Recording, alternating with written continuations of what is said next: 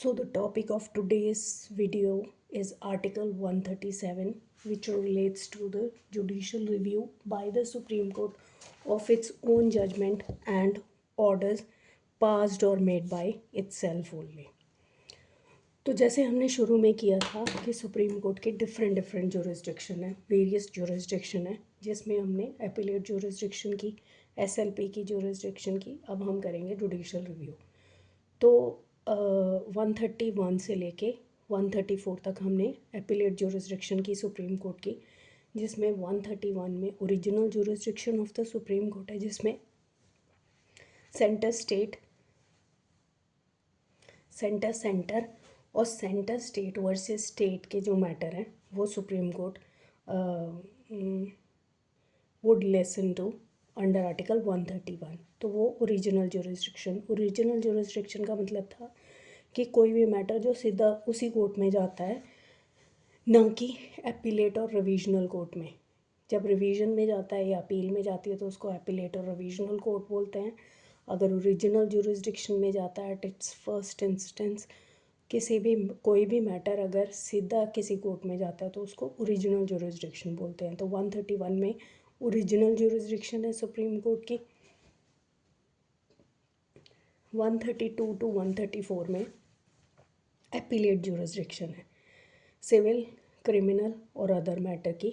अब हम करेंगे 137 में सुप्रीम कोर्ट ही अपनी एक्सरसाइज करेगी अपने राइट्स को, लेकिन यहाँ पे the form of jurisdiction with the supreme court exercise here in article 137 is it's review jurisdiction.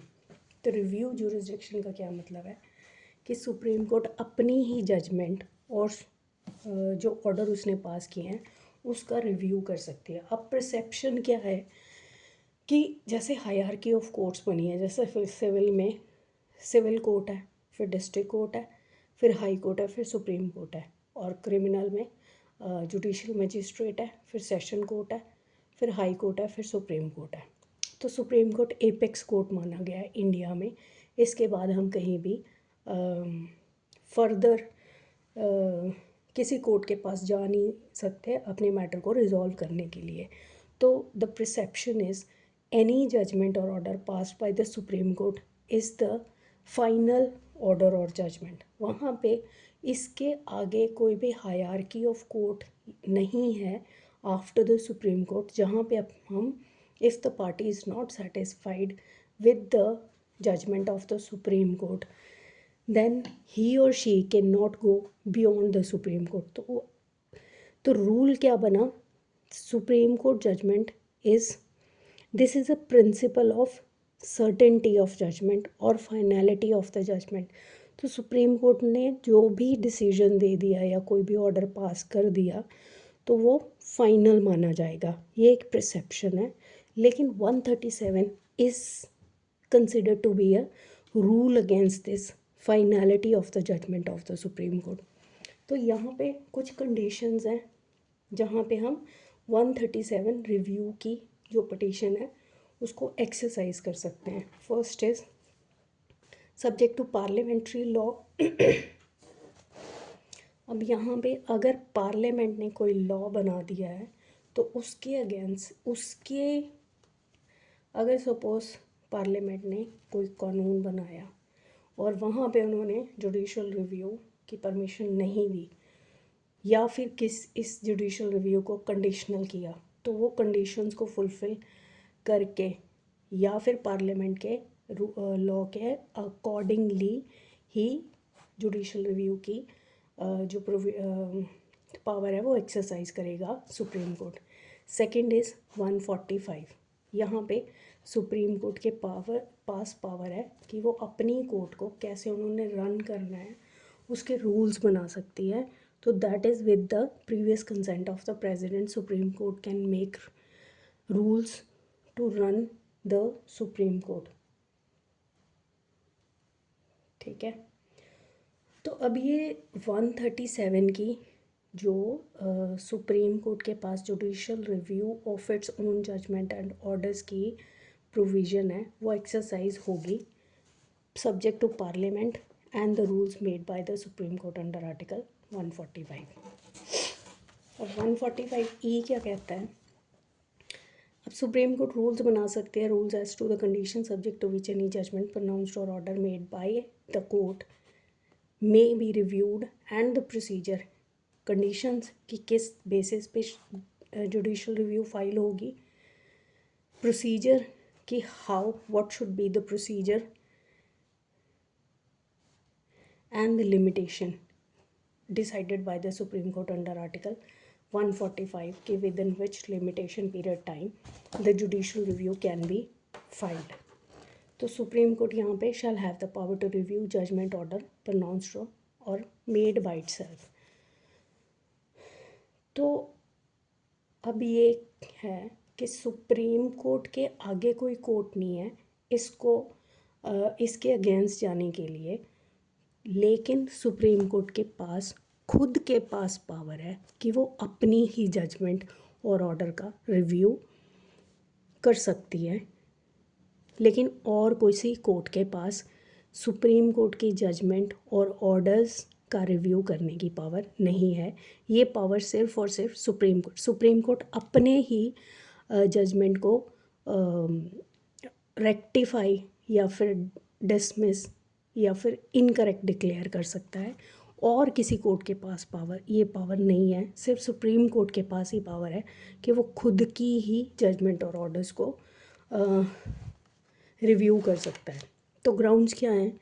Discovery of new facts. अब क्या कोई भी मैटर लेके हम जुडिशियल रिव्यू में नहीं जा सकते, उसका बेसिक रीज़न ये भी है कि जो सुप्रीम कोर्ट है वहाँ पे ऑलरेडी केसेस बहुत पेंडिंग है, ऑलरेडी पिटिशंस का बड़ा ट्रैफिक है। तो to avoid that traffic further petitions allowed नहीं है, तो वहाँ पे ग्राउंड्स दे रखे हैं कि किस ग्राउंड्स के ऊपर रिव्यू पिटिशन फाइल की जा सकती है। That is discovery of new facts, miscarriage of justice और एनी अदर सफिशिएंट ग्राउंड। अगर अब जो पटिशनर है वो ऐसे नहीं जा सकता कि possibility of another view on conviction और sentence of accused is not a sufficient. अगर सपोज़ मेरे खिलाफ़ कोई जजमेंट या सेंटेंस पास हो गया, मुझे लगता है कि नहीं कुछ और सेंटेंस या जजमेंट पास होनी चाहिए थी, इस ग्राउंड के ऊपर रिव्यू नहीं होगा। तो ये था जुडिशल रिव्यू। अब एक क्वेश्चन अराइज़ हुआ, बहुत सारी पिटीशन फाइल हुई सुप्रीम कोर्ट में जिसमें ये क्वेश्चन अराइज़ हुआ कि सपोज़ अगर 137 में हमने जुडिशियल रिव्यू की पिटीशन फाइल की है लेकिन वो डिसमिस हो गई और पार्टी अग्रीव्ड है, उसके बाद क्या? तो एक केस आया रूपा अशोक हुर्रा वर्सेस अशोक हुर्रा 2002, 5 जज बेंच था। इन्होंने प्रोविज़न निकाली क्यूरेटिव पिटीशन की। क्यूरेटिव का मतलब होता है टू क्योर, इसको सेकंड पिटीशन भी बोला गया है। इस क्वेश्चन को आंसर करने के लिए क्यूरेटिव पिटीशन का प्रोविज़न आया जिसमें कोर्ट ने ये बोला गया कि सेकंड रिव्यू पिटीशन फाइल कर सकते हैं, रीज़न बीइंग कि जो सुप्रीम कोर्ट जजेस हैं they are being humans only, they are subject to fallibility also, तो गलतियाँ उनसे भी हो सकती हैं। तो उस मिसकैरेज ऑफ जस्टिस को इनजस्टिस को करेक्ट या रेक्टिफाई करने के लिए उन्होंने क्यूरेटिव पिटीशन की प्रोविज़न निकाली। तो यहाँ पे 5 जज बेंच ने court unanimously held to rectify gross miscarriage of justice of judgment which cannot or challenge again. It is the legal and moral obligation of the court to correct. तो ये अब यहाँ पे क्या होगा, पहले अगर सपोज सुप्रीम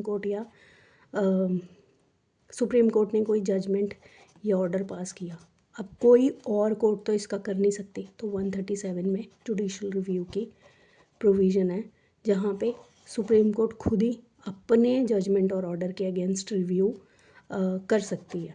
तो 137 में पिटीशन जाएगी। अब सपोज़ ये पिटीशन डिसमिस होगी, फिर है ये हुर्रा वाला केस है जिसमें इन्होंने सेकंड पिटीशन का प्रावधान दे दिया, प्रोविज़न दे दी, लेकिन ये सेकंड पिटीशन ऐसे ही नहीं जाएगी, इसकी कुछ कंडीशंस हैं और ये इसलिए एक्सेप्ट हुई क्योंकि ये माना गया टू करेक्ट इनजस्टिस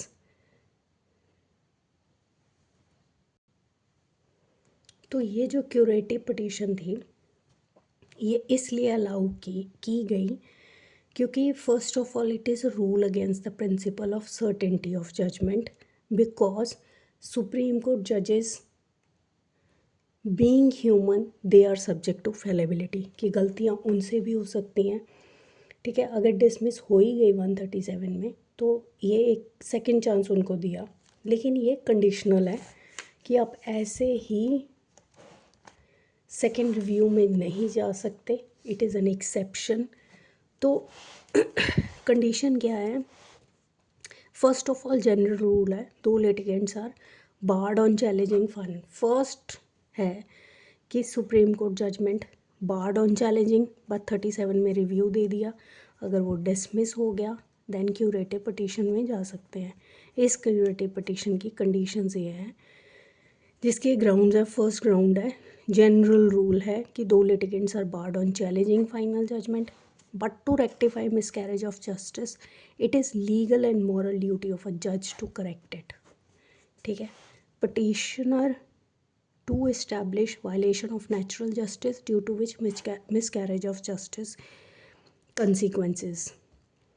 फिर सर्टिफिकेट बाय सीनियर, अब ये जो पिटीशन वो क्यूरेटिव पिटीशन जाएगी, इसके साथ एक सर्टिफिकेट ऑफ सीनियर लॉयर भी जाएगा। पिटीशन जिस कोर्ट ने, जिस बेंच ने, सुप्रीम कोर्ट के बेंच ने जजमेंट पास की थी जिसके अगेंस्ट क्यूरेटिव पिटीशन जा रही है, पिटीशन सेंड टू 3 जजेस ऑफ द सेम बेंच। अगर वो सेटिस्फाई होते हैं, अगर कंडीशंस फुलफिल करता है petitioner, then they list the matter. अगर but if plea lacked merit then judge can impose exemplary cost,